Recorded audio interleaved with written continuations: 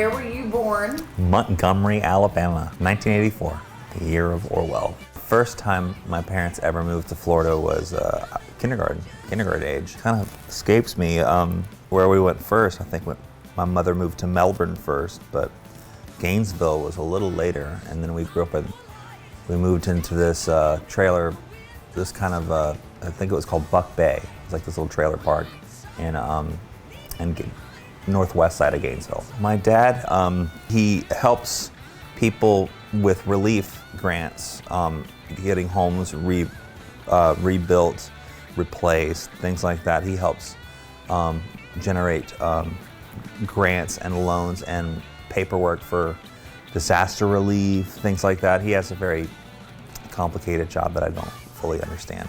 My mother, as far as her career, she was a banker, teller, everything from a branch manager to just an personal accountant, loan specialist.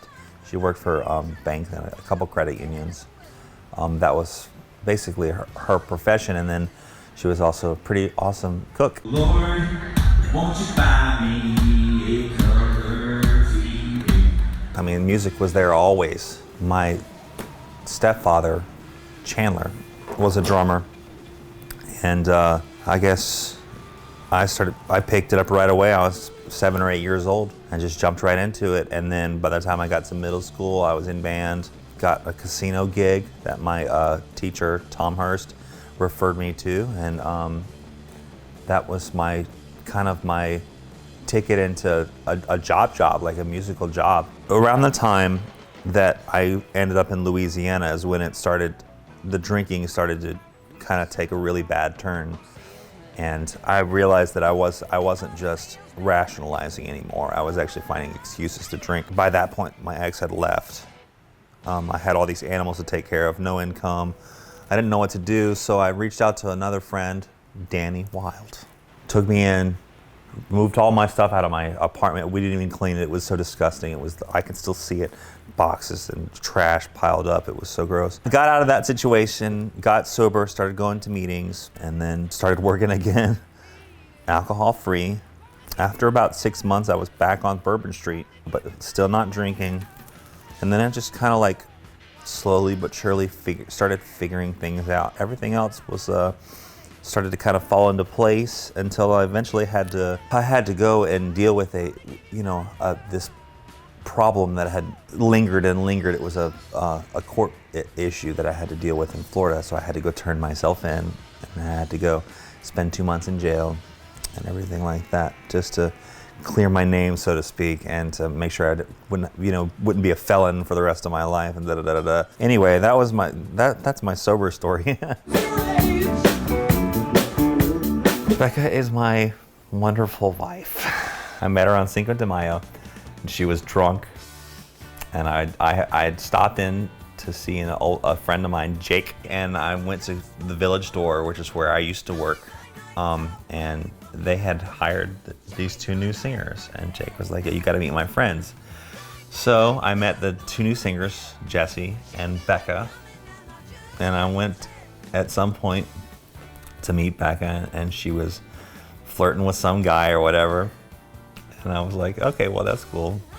I'm just gonna go say hello because it's getting kind of late and I'm exhausted, and was just trying to be polite. So I went up to this young lady and I'm like, I just wanted to say it was really awesome to meet you and that you sounded terrific. And she's like, are you jealous?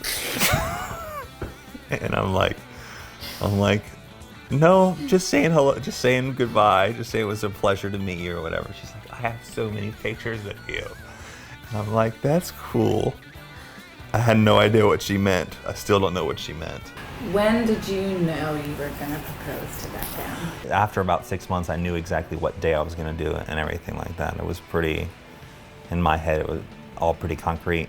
I had this apartment that wasn't far from Panama City Beach area. We were on the beach kind of with like a picnic blanket or whatever, and it was this obvious moment where we were looking up at the stars, and it was all so sappy and stupid, and and then like I had my arm around her and I'm like, all the awkwardness, like we're just friends, blah blah blah. But like at that point, you're starting to realize you're more than just friends. And then and that was the day before. That's the day before we went to the concert, right? And the concert, the night that we went to New Orleans and stayed at my friend Allison's house. That's when we kind of started dating, without revealing too many details. And that was the same day that we had been planning. It was the same day that I had reached. Was that my 5 years or 6 years? My 5 years of sobriety. And we celebrated by going to New Orleans to go see Wolfpack. And then we hooked up. And that was kind of the beginning of the marriage.